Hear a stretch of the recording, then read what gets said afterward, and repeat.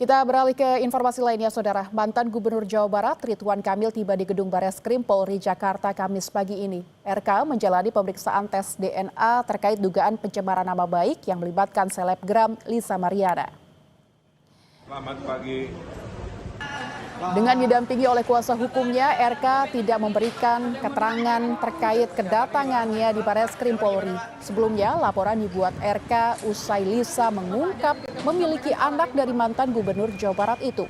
Selain RK, Bareskrim juga bakal mengambil sampel DNA Lisa Mariana dan sang anak.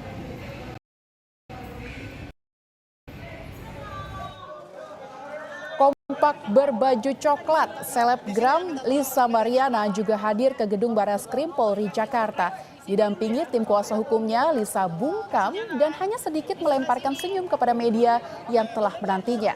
Sama dengan Ridwan Kamil, Lisa juga akan menjalani pemeriksaan tes DNA bersama sang anak.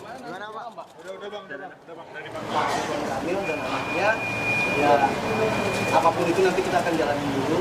Nanti kita akan update lagi karena ini udah waktunya udah mepet, kita agak berat.